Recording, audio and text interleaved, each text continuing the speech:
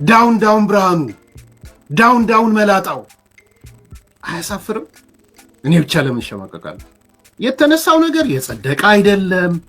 ገና ወደ ሚኒስትሮች ምክር ቤት በደንብ መልኩ አልሄደም። የሚዲያዎች ሮል ምንድን ነው? የዩኒቨርሲቲ ተማሪዎች ሮል ምንድን ነው? የአካዳሚሻኖች ሮል ምንድን ነው? የፖለቲካ ፓርቲዎች ሚና ምንድን ነው? ሰላም በመላው ዓለም የምትገኙ ውዴቱ ቤተሰቦቼ እንደምናችሁ እንደምከረማችሁ ትኩስ ነገር እንግዲህ እንደተለመደው ከዚህም ከዛም ለእናንተ ይመቻሉ ወቅታዊ ይሆናሉ ብዬ ያሰብኳቸው ነገሮች ይዤላችሁ መጥቻለሁ ማለት ነው። በዛሬው ዕለት እንግዲህ የምንነጋገረው ሰሞኑን እንግዲህ ሰምታችኋል እንግዲህ በዩኒቨርሲቲ አካባቢዎች የተለያዩ አይነት እንቅስቃሴዎች ወይም ሰላማዊ ሰልፍ እየተደረጉ እንዳለ እንሰማለን ማለት ነው። ይሄ ነገር ደግሞ ትምህርት ሚኒስቴር እንግዲህ አቶ ብርሃኑ ነጋ ባወጡት ፕሮፌሰር ብርሃኑ ነጋ ባወጡት እንግዲህ ጉዳይ የተለያዩ አይነት ስሜቶች ተፈጥረው ህብረተሰቡ ትንሽ እየተነጋገረበት ነው ያለውና ይሄ ነገር እንዴት ነው ምን ይመስላል በምን አይነት አንፃር ሰዎች ተመልክተውት ነው ይሄ ነገር ወደዚህ የደረሰውና ለሰላማዊ ሰልፍ የበቃ የሚለው ነገር እንግዲህ ሰብሰብ አድርጌ ይዤላችሁ መጥቻለሁ ማለት ነው። እንዲው ረጋ ብላችሁ ነገር ተመልከቷት። ያው ፖለቲካም አለባት እንደገና ደግሞ እንደተለመደው ሰዎች በደም ነገሮችን ሳይረጋግጡ ወይም ባላለቀ ጉዳይ ላይ ነው እንግዲህ ትንሽ ንግግሮች እየመጡ ያሉት ወይም እንደዚህ አይነት ነገሮች የተፈጠሩት ማለት ነው።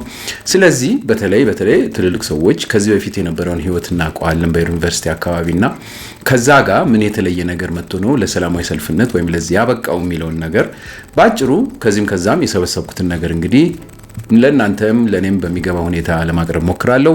ከናንተ የሚጠበቀውችን ነገር አይቶ እንግዲህ የተለመደችውን ላይክ ማድረግ እንግዲህ ላይክ በጣም ከባድና ወሳኝ ነገር እንደሆነ ከዚህ በፊትም ነግራችኋለሁ ለቻናላችን። ስለዚህ ላይክ አድርጉልኝ ይላልው፣ ሰብስክራይብ አድርጉ። ከወደዳችኋትና ከተመቻችሁ ደግሞ የራሳችሁን ስሜት በኮሜንት ጻፉ እያልኩ ጨርስ ጉዳይን ቀጥታ ወደ ፕሮግራሙ ልግባላችሁ። መልካም ጊዜ ይሁንላችሁ።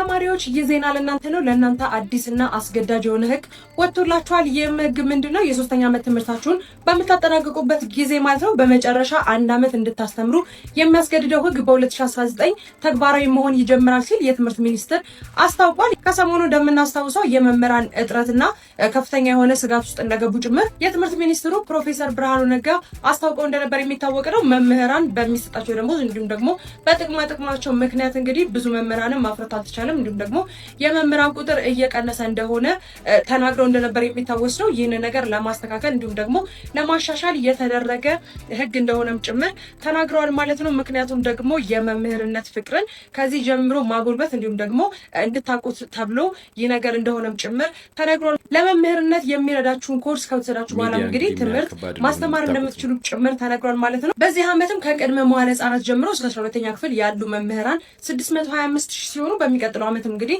ቁጥሩን ወደ 700,000 ማሳደግ እቅድ እንዳላቸውም ጭምር ተነግሯል። እናንተ በዚህ ጉዳይ ምን አስተያየት እንዳላችሁ ሀሳባችሁ ኮሜንት ላይ አጋሩኝ። በአዳዲስ መረጃዎች መልሳለሁ። የፕላስ ምልክቷን ተጭናችሁ ቤተሰቡ ነው። መልካም ቀን። ዳውን ብርሃኑ ዳውን መላጣው አያሳፍርም? እኔ ብቻ ለምን ሸማቀቃለሁ? የተነሳው ነገር የጸደቀ አይደለም። ገና ወደ ሚኒስትሮች ምክር ቤት በደንብ መልኩ አልሄደም። የሚዲያዎች ሮል ምንድን ነው?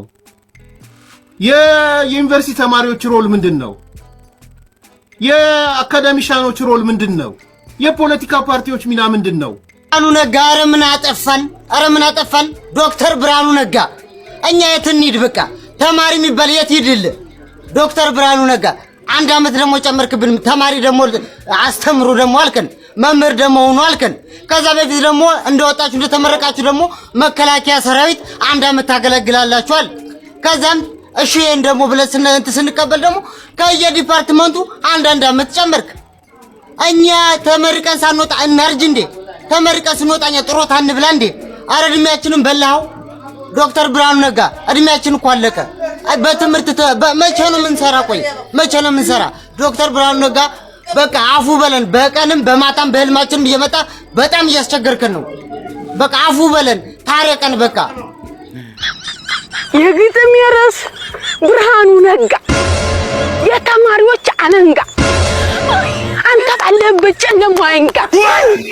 አንተ ቁጭ ብለህ ወሬን ስትለካ እዛ በተቀመጥክበት የሚሄርጋ እንዲሁ ያጋጥም የመኪና አደጋ ትምህርት ቤት አንሄድም አይበሉን። በጣም ይሰማኛል።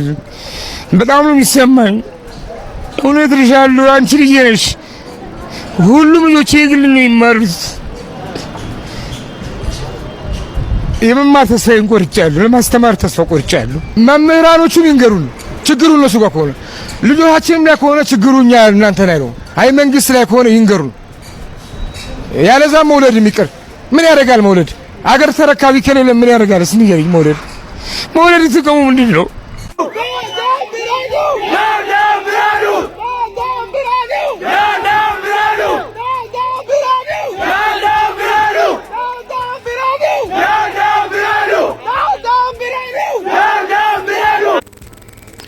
እንደተመለከታችሁት ነው እንግዲህ በጣም በሚገርም ሁኔታ እስከ ማዘን ድረስ ነው እንግዲህ አንዳንድ ሰዎች እየደረሱ ያሉ ስሜታቸውን መግለጽ የሚችሉት በተለያየ አይነት መንገድ ነው እና በጣም ያሳዝናል።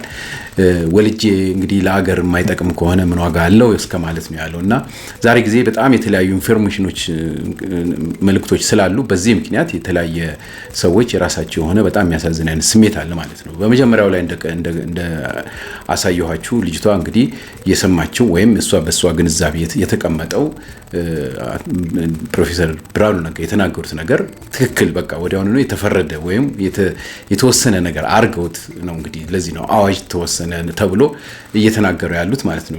በጣም ብዙ ስህተቶች ነው ልጅቷ ላይ ያለው። አንደኛ እንግዲህ ያው ያልተፈጸመ ነገር ተፈጸመ ነው ያለችው። በሁለተኛ ደረጃ ይሄ ነገር የተፈጠረው አስተማሪ ጥረት ስላለ እሱን ለመሸፈን በሚል ነው እንግዲህ በአንድ ዓመት ውስጥ ያም ነገር ሊባልና ሊሆንም የማይችል ነገር ማለት ነው።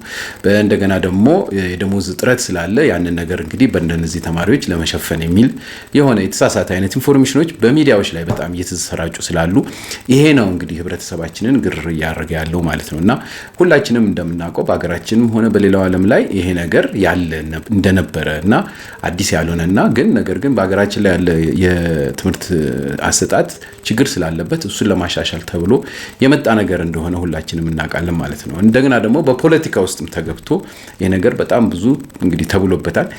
በሂደት ሁሉንም ተራ በተራ ላሳያችሁ። በመጀመሪያ ግን ምን ያህል ሰው እንዳልተገነዘበውና በተለይ ተማሪዎቹ የበፊቱንም እንኳን አሰራር ወይም የትምህርት ሚኒስቴር የትምህርት አሰጣጥ አሰራር አጥንተው አለመምጣታቸው የሚገልጹ በጣም ብዙ ቪዲዮዎች ይለቃሉ። በቃ እንግዲህ ሶሻል ሚዲያ ላይ ያለውን ነገር ነው እንግዲህ ሰብስቤ ማመጣላችሁና እስቲ እሱን ትንሽ እና ደግሞ ወደሚቀጥለው እንትን ነው።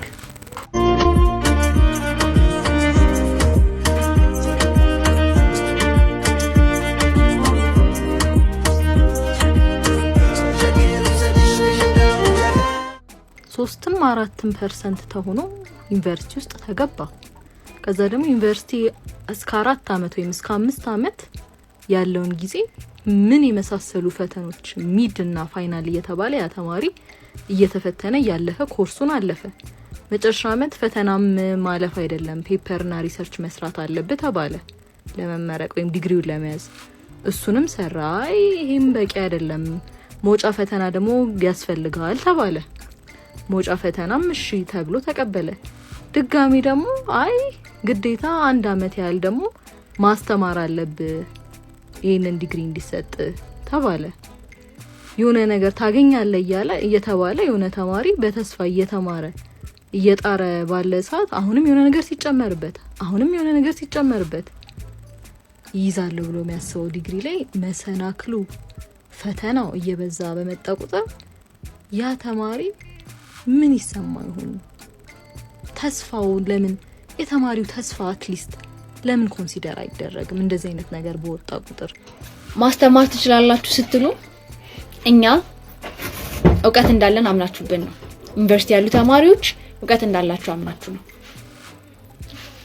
ከዛን እኛ ለራሳችን ውሳኔ መወሰን አለብን ስንል የተማርን ሰዎች መሆናችንን ለምን አትረዱም? ለራሳችን ውሳኔ መወሰን መቻላችንን ለምን አታውቁልንም? ስለኛ እኛ መወሰን አለብን። ሰላም። ከሰሞኑ በትምህርት ሚኒስቴር በወጣው መግለጫ እየተፈጠሩ ያሉ በተማሪዎችና በመንግስት ዙሪያ ላይ ምናልባት ከዚህ በኋላም የሚፈጠሩ አንዳንድ እንቅስቃሴዎች ቢደመጡና ትኩረት ቢሰጣቸው ላለው የተወሰኑ ጥያቄዎችን ማንሳት ፈልጋለሁ። እነዚህ ሼር፣ ኮፒ ሊንክ፣ ሪፖስት ይደረግና ለሚመለከተው አካል ቢደርስ ደስ ይለኛል። ማውራትም ምላሽም ያላችሁ ሰዎች ብናወራ ብንወያይ ጥሩ ነው። የመጀመሪያው ጥያቄ ከመምህርነት ጋር በተያያዘ መምህርነት ክቡር የሆነ ሙያ ነው፣ በጣም የተከበረ ነው። እያንዳንዳችን የዚህ ሙያ ውጤቶች ነን። ነገር ግን አሁን እየሆነ ባለው ከ3ኛ ዓመት ተማሪ ጋር በተያያዘ መምህር ሁን ተብሎ የሚወጣ ሰው መምህርነት እንዲወድ ነው በአንዱ ሳይድ እየታየ ያለው። ሙያውንም እንዲያጎለብትበት ነው። የሚወደው ከሆነ እንዲቀጥል ነው። ኢትስ ኦኬ ቢሆን ጥሩ ነው፣ ችግር የለውም። ግን በጣም ሪያሊቲን ደግሞ እየተጋጨን መስራት አለብን። ራሽናል ነው ብዬ አልቀበልም። ምክንያቱም መምህርነት ፓሽን ነው። በዚህ ሙያ ያላችሁ ሰዎች ከኔ በተሻለ ማውራት ትችላላችሁ። መምህርነት ፓሽን ነው። ፓሽን የሌለው ተማሪ ወይም መምህር ሙያ አክብሮ ዲሲፕሊን ኖሮት ካራክተር ኖሮት በተማሪዎች ፊት አልቆመም ማለት ምናልባት በህፃናት ፊት ካልሆነ በቲኔጀሮች ፊት ነው የሚቆመው እና የቀለም አባት ነው። ከወላጆቹ በላይ ምናልባት በሳምንት ብዙ ጊዜ የሚያገኘው ኢንፍሉዌንስ የሚያደርግም ሰው ነው። ይሄ ሰው ፓሽን ከሌለው ሙያውን ማይወደውና ማያከብረው ዲሲፕሊን ደግሞ ካራክተር ኖሮት ማይሰራ ከሆነ የእያንዳንዱ ትውልድ የነገ የሀገር ተረካቢ ወይም ደግሞ በጣም የቲኔጀሮች ፊውቸሪቲያቸው ዲተርሚን የሚሆነው በዚህ ሰው ነው። እንደተመለከታችሁት ነው። የመጨረሻው በተለይ ያቀረብኩት አስተማሪ ነው ራሱ እና አሁን ትልቁ ነገር የተሰማኝ እኔ ምንድነው መንግስት በደንብ ለተማሪዎችም ለሁሉም አትሊስት በቂ የሆነ ግንዛቤ ሊሰጥ ይገባል እላለሁ። እኔ አሁን በውጭ ሀገር ያለውን ታሪክ እንደው በብዛት ምትረዱኛላችሁ በእርግጠኝነት በኮሜንት የውጭ ሀገር ያሉ ልጆች በጠቅላላ ሲጀመር ከልጅነት ጀምሮ ህይወትን እንዲያውቁ የማህበረሰቡን ስራንም ዲሲፕሊኑንም ምኑንም እንዲያውቁ ከትምህርታቸው ውጪ እንደ ክሬዲት እንደ ሳብጀክት እንደ ክሬዲት ተይዞላቸው ትንንሽ በልጅነታቸው ገና በ14 በ16 ዓመት እያሉ እንዲማሩ ሄደው እንዲሰሩ ሁሉ ይደረጋል እና ያ እንደ ክሬዲት ሀውር ተብሎ ይቆጠርላቸዋል። እንዲሁም በብዛት በቤተክርስቲያናው ኢትዮጵያን ልጆች በቤተክርስቲያን አካባቢ እንደዛ አይነት ቮለንቲር ነገር ሲሰሩ እናውቃለን ማለት ነው። ያው ቮለንቲር ማለት መጀመሪያ ሰው ያንን ልጅ ለማብቃት ለጥሩ ዜጋ ለማብቃት የሚደረግ እንቅስቃሴ ማለት ነው። ይሄም 3ኛ ዓመት ላይ ሆኖ የሚደረገው ተመሳሳይ ነገር ነው እንጂ ለአስተማሪነት ለማስበቃት ተብሎ አይደለም። አንድ ተማሪ 3 ይዛን ያህል ሺህ የሆነ ተማሪ 3ኛ ዓመት ላይ የሚደረገው በተለያየ አይነት በትምህርታቸው እንደሚሰማሩ ይታወቀ ነው። በአስተማሪነት ብቻ ባይሆን በተለያየ ነገሮች እንደሚሳተፉ የሚታወቅ ነገር ነው። ከዚህ በፊትም ስለተደረገ ማለት ነው እና ያንን ግንዛቤ ባለማወቃቸው በሌላው ዓለም ላይ የሚደረገውን ነገር አለማወቃቸው ወይም ከዚህ በፊት የነበረውን ነገር አለማወቃቸው አለማጥናታቸው ራሱ ታሪክን አለመገንዘባቸው ለእንደዚህ አይነት ኩርፊያ እንበለው አዳርጓቸዋል ማለት ነው እና ይሄ እኛ እንግዲህ በዛ በስርዓቱ የነበርን ሰዎች የነበረውን ነገር የመናገር ግዴታ ያለብን ይመስለኛል። ብዙ ትልልቅ ሰዎች በምትችሉ መንገድ ይህን ነገር ለህብረተሰቡ የነበረውን ታሪክ መግለጽ፣ ውጭ ሀገር ያለው ደግሞ ህብረተሰብ የውጭን ሀገር ሲስተም እንዴት እንደሆነ መግለጽ የሚሻል ይመስለኛል እንጂ በረብሻ ወይ በአመፅ የሚመጣ የሚለዋወጥ ነገር የለም። እነዚህ ሰዎች ትልልቆች ናቸው እና እናንተ የእኛን እድሜ ልትጎትቱ ነው የሚቀጥለውን ህይወት የሚቀጥለውን የሀገር ተረካቢ ሰው አኗኗር እንዲለውጡ ካሁኑ ማሻሻል ስላለባቸው ነው። ችግር ነበር እስከዛሬ ድረስ የተመረቁ ተማሪዎች፣ ይህን ሁላችንም እናውቀዋለን። በጣም በሚያሳዝን ሁኔታ ከዚህ በፊት ይህን ነገር ሰርቼዋለሁ እና በዲግሪ የተመረቁ ሰዎች ስም እንኳን በአግባቡ የማይጽፉ ብዙ አይነት የመስሪያ ቤቶች ውስጥ አጋጥመውናል። ይሄን ሁላችንም እናውቃለን። በአካውንት ውስጥ አካውንቲንግ ብለው ባንክ ውስጥ ይገባሉ፣ አይሰሩም። ቁጥር ስፍር የትኛውንም አይነት ስራ ላይ ያለ በኢንጂነሩም ቢሆን እንግዲህ ቤት ሲሰራ መስኮት የረሳ ሁሉ እንደ ጆክ አውርተናል እና አውርተን ማንጨርሰው በጣም ብዙ ስህተቶች በሀገራችን ላይ የትምህርት ጥራት ባለመኖሩ ስላለ አሁን ደግሞ የሆነ የተሻሻለ ነገር በሚደረግበት ሰዓት በንግግር ያለን ነገር እንደ አመጽ መጠቀም ትክክል ነው ብዬ ስለማላምን ነው ይሄን ነገር ያቀርብኩላችሁ ማለት ነው። እስቲ ከሰዎች ተሞክሮ ደግሞ እንስማ።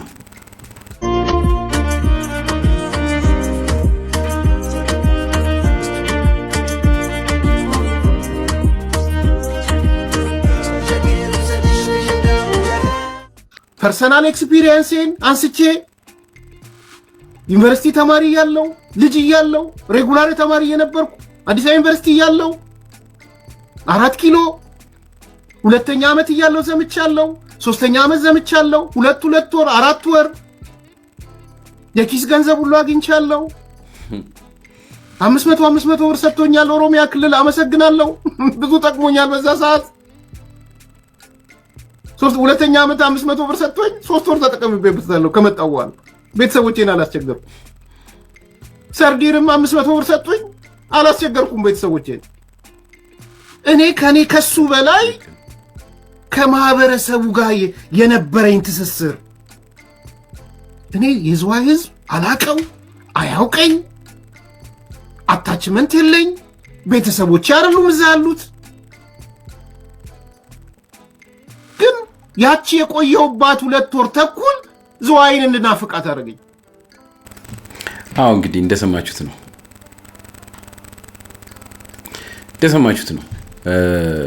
ምንም ቢሆን ይሄ ሰው የሶሻል ሚዲያ ሰው ቢሆንም ግን የራሱን ተሞክሮ በጥሩ ሁኔታ አቅርቦታል። ብትችሉ ሄዳችሁ አዳምጡት። ይሄ ሰውዬ የተሻሻለ መጥቷል በጣም በብዙ ነገሮች እና አዳምጡት። በጣም የሚገርም ነገሮችን የተናገረው በዚህ በትምህርት ሚኒስቴር ጉዳይ ማለት ነው እና ይሄንን ነገሮች በሁላችንም ውስጥ ያለ ነው በእርግጠኝነት ለማስተማር ወይም አገሪቷን ለመጠበቅ የተሻለ ህይወት እንዳለ የተሳሳተ ነገሮችን ተሳስቷል ብሎ ለመናገር ለመምከር እስከሆነ ድረስ እንደዚህ ሚዲያውን እየሰበሰብን እየተናገርን ያለ ነው።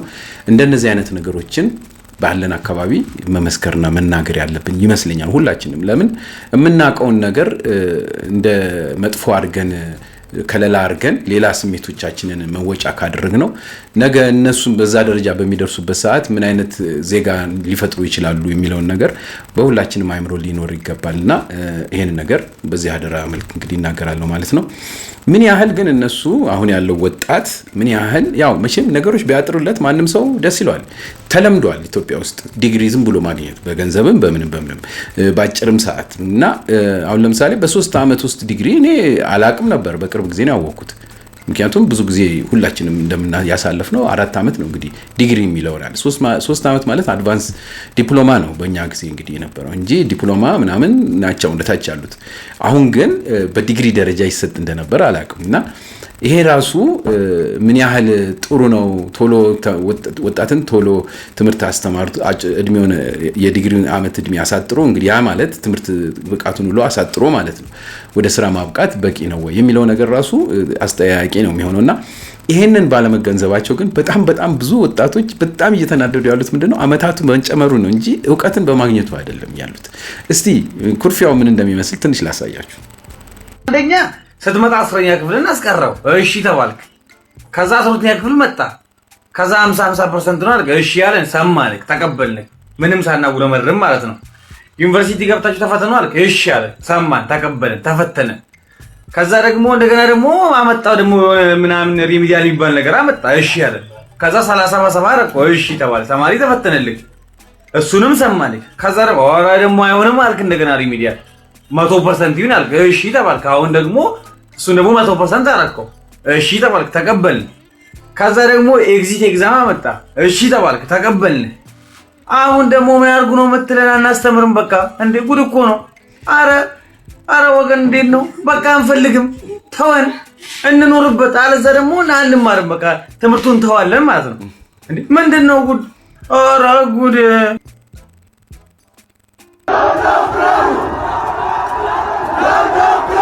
ይሄ ቪዲዮ ለኛ ዩኒቨርሲቲ ላለን ተማሪዎች እጅግ በጣም አስፈላጊና ወሳኝ ስለሆነ ሁላችሁም ሼር እና ሪፖስት እያደረጋችሁ በዚህ በተመለከታችሁት ቪዲዮ ላይ የዩኒቨርሲቲ ተማሪዎች የሰሞኑ የብርሃኑ ነጋ መግለጫ ካወጣ በኋላ ሰላማዊ ሰልፍ የወጡበትን ባለፈው ሚዲያ ላይ አቅርቤ ነበርና በዛ ጉዳይ ላይ አብዛኞቻችሁ ሰዎች ደግፋችሁ እያወራችሁ ትገኛላችሁ። ግን አንዳንድ ሰዎች ባለመረዳት የተለያዩ ኔጌቲቭ ኮሜንትን እያስቀመጡ ይገኛልና በዚህ ጉዳይ ላይ ተማሪዎችን ወክዬ አንዳንድ ነገሮችን ላውራ ብዬ ነው የተመለስኩት። በዚህ ጊዜ ላይ በትምህርት ሚኒስቴር ካሪኩለም ምክንያት አብዛኞቹ ተማሪዎች ትምህርት የሚባለውን ነገር እየጠለ ነው የሚገኘው። በመሰረቱ ከ12ኛ ክፍል ጀምረን ስናነሳ ድሮ የነበረበት 30% ያመጣ ያልፍ ነበር። አሁን ግን 50% ሆኖ 3% ራሱ ማለፍ እጅግ በጣም አስቸጋሪ የሆነበት ጊዜ ነው ያለው። እሱንም ለትምህርት ጥራት ነው ብለን አለፍ ነው። ከዛ በኋላ ግን ስንመለከተው መጀመሪያ ዩኒቨርሲቲ ከገቡ በኋላ ኖርማል ዲግሪ 3 ዓመት የሚሰጠው ዲግሪዎች አሁን በ4 ዓመት የሚሰጥ ሆኗል። ይሄኛውንም ያው ፕራክቲካልን ለመጨመር ነው ብለን ችግር የለውም ብለን አለፍ ነው። ከዛ በኋላ ደግሞ እጅግ በጣም ፈታኝ የሆነ ጂሲ በምንሆንበት ዓመት ላይ ኤግዚት ኤግዛም የሚባለው ነገር ተጨምሯል። ያ ማለት ከአንደኛ ዓመት እስከ 4ኛ ዓመት የተማርነውን የምንፈተንበት በጣም አስቸጋሪ ፈተና ማለት ነው። ይታያችሁ እንግዲህ በዚህ መሃል ያለፈ ተማሪ ነው አሁን ደግሞ 1 ዓመት ሙሉ 3ኛ ዓመት እንደጨረሰ ወደሚመደብበት ክፍለ ሀገር ሄዶ ማስተማር አለበት የሚባለው መግለጫ ይወጣ ማለት ነው። ይሄ ደግሞ ለተማሪ እንዴት አስቸጋሪ እንደሆነ ላሳያችሁ። አንደኛ ለማስተማር ከመሄዱ በፊት ለመምህርነት የሚያበቃ ምንም አይነት ቅድመ ኮርስ እየተሰጠ አይደለም። ስለዚህ አንድ ተማሪ ለማስተማር ወደሚመደብበት የሚሄደው ምንም አይነት ቅድመ ኮርስ ሳይወስድ ነው ማለት ነው። ከዚህ በተጨማሪ ደግሞ ለተማሪ እጅግ በጣም አስቸጋሪ የሚሆነው አንድ አመት ሙሉ ላይ የራሱን ትምህርት የሚያጠናበት ጊዜ የለም ማለት ነው። ስለዚህ አንድ ተማሪ እንዴት ነው ወደ ትምህርት ተመልሶ አንድ አመት ሙሉ ያለ ትምህርት ካሳለፈ በኋላ ወደ ትምህርት ተመልሶ ለመማር ብቁ የሚሆነው? ከዛ በተጨማሪ ደግሞ ለዚህ ለኤግዚት ኤግዛም ለሚባለው ከአንደኛ አመት እስከ አራተኛ አመት ለሚሰጠው ኮርስ በዛ ኮርስ ላይ መሰረት አድርጎ ለሚመጣው ፈተና እንዴት ነው ዝግጅት የሚያደርገው? ይሄ በጣም ለተማሪ አስቸጋሪ ስለሆነ ነው አሁን አብዛኛው ዩኒቨርሲቲ ላይ ያለው ተማሪ ሰላማዊ ሰልፍ እየወጣ ይሄ ነገር እንዲቆምና ትምህርት ሚኒስቴር ድጋሚ ይሄንን መግለጫ አስተካክሎ እንዲያወጣ እየተጠየቀ የሚገኘው ማለት ነው። ይሄ ነው የተማሪ አሁን እያወጣ ያለው መግለጫ። እንደሰማችሁት ነው እንግዲህ ትልቁ ችግር ምንድነው? ያው እንግዲህ ኢንፎርሜሽኖችን አለመሰብሰብና እንግዲህ ያው ወጣቶች ናቸው ቶሎ ወደ ሪአክሽን ነው የገቡት ማለት ነው። ነገር ግን እንደሰማችሁ በጣም የሚገርመው በመጀመሪያ ደረጃ ያው ብዙዎቻችን አናውቀውም 12ኛ ክፍል ቀርቶ 10ኛ ክፍል ሆኖ ነበር እንግዲህ በቀድሞ ስርዓት ማለት ነው። 2 አመት ቀንሰው ማለት ነው። እንደገና ደግሞ ሲያልፉ ደግሞ ዩኒቨርሲቲ የሚማሩት ስንት ነው? 3 አመት ነው ማለት ነው። ማለት ገና በ23 በምናምን አመታቸው ዲግሪ ጨርሰው ወደ ስራ ይገባሉ። ያ ነው እንግዲህ ማቹሪቲያቸውን እንኳን በደንብ ሳይጨርሱት ቀጥታ የስራ ዓለም ውስጥ ወይም የሌላ ዓለም ውስጥ ይገባሉ ማለት ነው። ይሄ ነው ወይ ተገቢው የሚለው ነው። ሁለተኛ ነገር እንግዲህ ፕሮፌሰር ብርሃኑ ነጋ ይሄን ነገር አላመጡትም። የነበረውን እንመልስ ነው ያሉት። ይሄን አለማወቃቸው የሚገርመው ነውና እሺ ያለን የሚሉት እነዚህ ልጆች እሱን ነው። 10ኛ ክፍል የነበረውን ወደ 12 ወሰደብን፣ እሺ ብለን ተቀበልን። ይሄ የነበረውን ነው የመለሱት። ሌላ ነገር አልፈጠሩም። ይሄን ነገር መረዳት መቻል አለባቸው እነዚህ ወጣቶች። ስለዚህ የሁላችንም ኃላፊነት የሚሆነው ለዚህ ነው የምለው። ሌላው ደግሞ ምንድነው እንግዲህ በጣም እኔ በቃ ሁሉ ነገር አዳዲስ ነው ለነሱ የሚሆነው፣ ግን እኛ የለመድነው ነገር ስለሆነ እንትን ይላልና አንድ ተማሪ መቼም ያለውን ነገር ነው የሚያስተምረው፣ የተማረውን ነገር ነው የሚፈተነው። የሚፈተነውን ነገር ደግሞ ማለፍ አለበት። እና እኔ ለዘመናት የምናውቀው እንግዲህ አትሊስት 50 ሲያመጣ ነው አለፈ የሚባል 50% ያህል ማምጣት አለበት የሚባለው 30% ተወርዷል። 30% ተወርዶ ነበር የሚባለው ራሱ በጣም ነው የሚገርመው። ለምን ከ50 መብለጥ አልነበረበትም ጭራሽ ወደ 85 ምናምን። ምክንያቱም መጠንከር ነው ያለበት። ምክንያቱም ትምህርቱን በደንብ አውቋል የሚለውን ደረጃ ለማወቅ እኮ አንድ ሰው የከፍተኛውን ነገር ነው መያዝ ያለበት እንጂ ወደታች ጭራሽ ለካ ወደታች ወርዷልና 30% ድረስ ነበር። በጣም ነው የሚያሳዝነው። ብዙዎቹን ነገሮች ስለማያውቁት ነው አሁን የተፈጠረውን ነገር በጣም የሚያስቸግራቸው። ይሄንን ግን የሁሉም ሰው ድምጽ ያስፈልገዋል ብዬ አምናለሁ ማለት ነው። በውጭ ሀገር ያለውን ነገሮች እናምጣ ብንል ጊዜ አይበቃንም። አሁን ራሱ ይሄ በጣም ብዙ ሰዓት እየፈጀባችሁ እንደሆነ አውቃለሁና የውጭ ሀገሩ ራሱ እኮ በየትምህርቱ ጣልቃ መሃል የሚሰጡ የተለያዩ አይነት ሰርቪሶች አሉ። እንዳልኩት ቅድም ተማሪዎች ወጥተው ስራ ይስሩ ምናምን ከሚለው ውጪ ማለት ነውና እስቲ ትንሽ አንጠብል አድርግ ትንሽና ደግሞ ሌሎች የሚሉትን ራሳቸው ፕሮፌሰር ለምን ይሄን ነገር እንደተናገሩትን ደግሞ የሚገልጸውን ላሰማችሁ።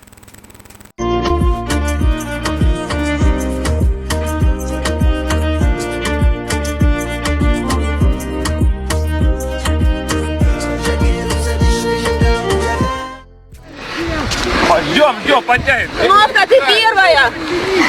Ползем. Чуть-чуть правее, я понял, они возле последнего не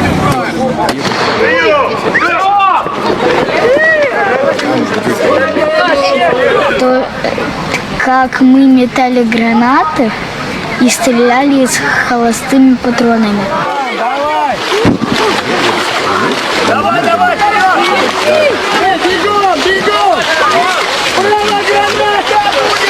Which countries require their citizens to perform mandatory military service? 5th, South Korea. Every male South Korean citizen is required to complete military service, even if he was born or raised in Europe or the United States. Refusing to serve can lead to the loss of citizenship or being banned from returning to the country. 4th, Algeria. National service is compulsory for all males.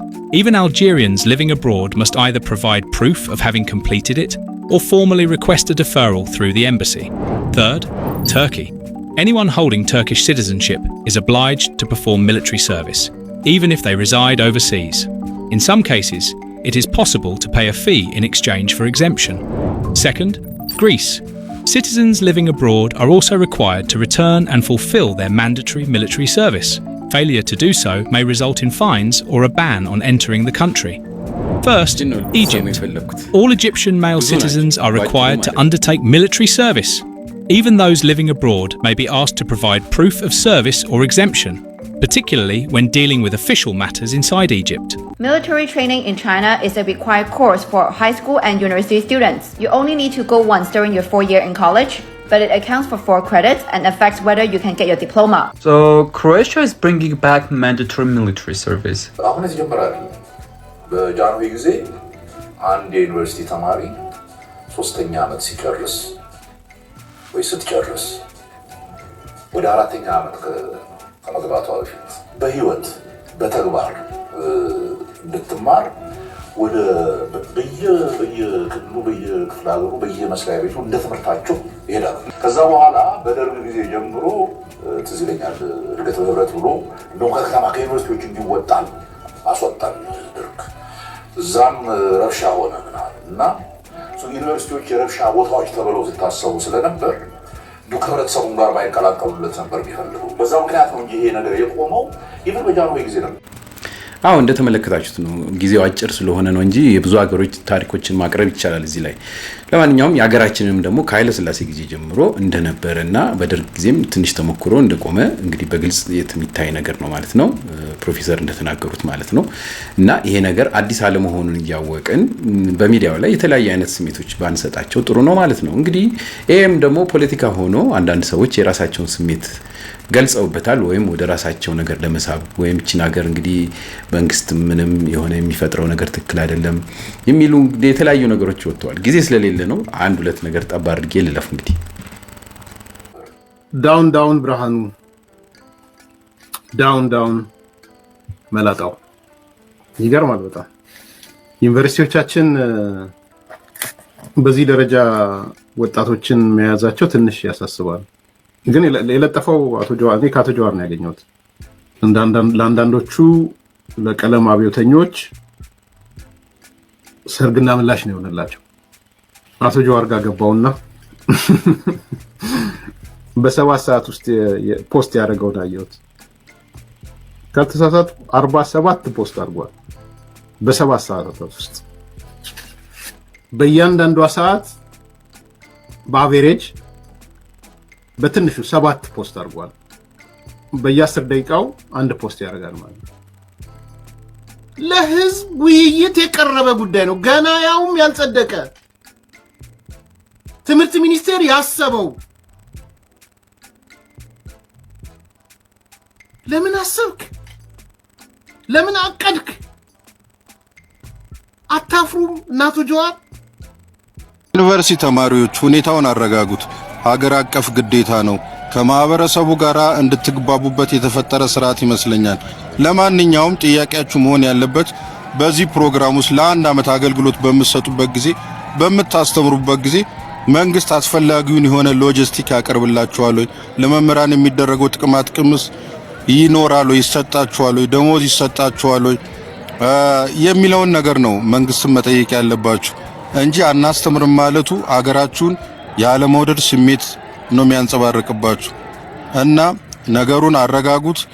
ከህግ አስከባሪ አካላት ጋር ተጣልታችሁ ወላጆቻችሁ ደግሞ የሚጸጸቱበት ሌላ ነገር እንዳይፈጠር እስር፣ የትምህርት መቋረጥ፣ አካል መጉደል፣ መገደልም ሊኖር ስለሚችል አረጋጉት ፕሊስ። እንደው ላይ ስመክራችሁ ማለት ነው። እስኪ ቪዲዮ አይተን እንመለስ። ጉላው ነኝ። ብርሃኑ ነጋ ትምህርት ሚኒስቴርን መምራት አልቻለም የምትሉ ኮመንት ሴክሽን ላይ የገባችሁ ስልጣኑን መልቀቅ አለባችሁ እያላችሁ ጻፉልኝ። ከሰዎች ኮመንት ላይ የብርሃኑ አካሄድ ጥሩ ነው እያሉ ነው። እኔም ከነዛ ሰዎች መካከል አንደኛው ነኝ። እንግዲህ ከዚህ በፊት የመጣንበትን መንገድ ሁላችንም እናውቀዋለን፣ የምንወሻሸው አይደለም። የትምህርት ፖሊሲው የትምህርት ስርዓቱ አብዛኛው የደከመ ነበር፣ በቴክኖሎጂም የታገዘ አልነበረም። አሁን ላይ ግን ቴክኖሎጂ የፈለግነውን ነገር በማይክሮ ሰከንድ ውስጥ እንድናገኝ እያደረገን ነው። ይህ ደግሞ የግድ ትምህርት ቤት መሄድ እንኳን ሳይኖርብን ባለንበት ቦታ በፈለግነው ጊዜና ሰዓት መማር የምንችልበት ሁኔታ ተፈጥሯል። ከዚህ በፊት ብዙዎቻችሁ እንደምታስታውሱት ነው በአንድ ፕላዝማ 80 90 ሰው ሆነው የሚማሩበት አንድ አጋዥ መጽሐፍት 5-6 ሰዎች በመዋዋስ የሚማሩበት። አሁን ግን ቴክኖሎጂ ትልቁን ገጸ በረከት ይዞልን መጥቷል። ስለዚህ ተፈታኞች ራሳችን ማብቃት መቻል ይኖርብናል። ወላጅም እንደ ወላጅነት ልጆቹን መከታተል ይኖርባቸዋል። ተማሪዎች ከቤት ወደ ትምህርት ቤት እንጂ የሚሄዱት ከትምህርት ቤት ወደ ቤት አይደለም የሚመጡት። መጀመሪያ ቤታቸው ውስጥ ትምህርትን መማር መቻል ይኖርባቸዋል። ሁሉም ሰው እኮ ትምህርትን የሚጀምረው ከቤቱ ነው አይደል? ከወላጆቹ ነው አይደል? እኛም ወላጆች ልጆቻችን ላይ ጥሩ ስራ መስራት መቻል ይኖርብናል። ማህበረሰቡ ለትምህርት ያለው አመለካከት መቀየር ይኖርበታል።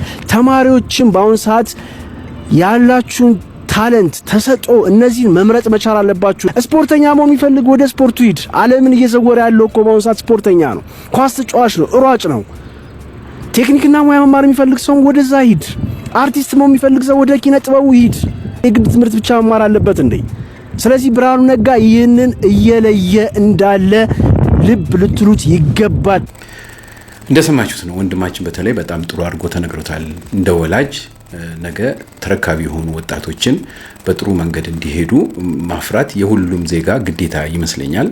ለባለስልጣናቶች ብቻ ሳይሆን በቤተሰብ ደረጃ ወይም ታላላቆች በምንባል ደረጃ ያለን ሰዎች ሁሉ የሚቻለንን ነገር ለዚህ ህብረተሰብ ጥሩ የሚባለው መጥፎ ሳይሆን ጥሩ የሚባለውን ነገር ማሳየት ግዴታችን ይመስልናል።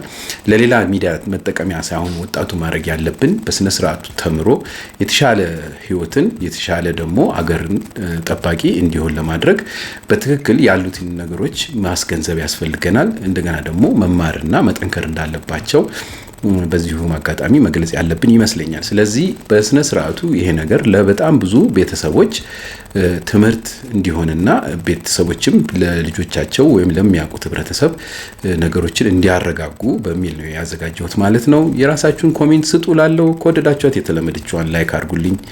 ጊዜም ላይክ ብዬ በጣም እያስቸገርኩ ነው። ምክንያቱም አታክ የሚያደርግ በጣም ብዙ ህብረተሰብ እንዳለ ታውቃላችሁ። ስለዚህ እሱን ማሸነፍ የምንችለው እንደገና ደግሞ እንደዚህ ጥሩ መልካም የሆኑ ነገሮችን መነጋገር የምንችለው ቻናላችን ሴፍ ሆኖ ሲቆይ ነው። ስለዚህ በተቻለ መጠን ላይኳን ነካ አድርጉልኝ እላለሁ። በተረፈ አዲስ የሆናችሁ ሰብስክራይብ አድርጉ እያልኩ ልሰናበታችሁ። እንደተለመደው አንዲት ነገር ጠብ አድርጌ ልለያችሁ። በተረፈ ደህና ሁኑ። አንድ እርምጃ ወደፊት የግል ትምህርት ቤት ከተማርክ፣ አንድ እርምጃ ወደፊት በየበዓሉና በየፕሮግራሙ አዲስ ልብስና ጫማ ከተገዛልህ፣ አንድ እርምጃ ወደፊት ከወላጆችህ ጋር መዝናኛና መጫወቻ ቦታ ከሄድክ፣ አንድ እርምጃ ወደፊት ወላጆችህ ስማርት ስልክ ገዝተው ከሰጡክ፣ አንድ እርምጃ ወደፊት ቤተሰቦችህ ምን እንደሚያስፈልግህ ይጠይቁህ ከነበር፣ አንድ እርምጃ ወደፊት ቤተሰቦችህን ለመርዳት ገና በልጅነት ስራ ከጀመርክ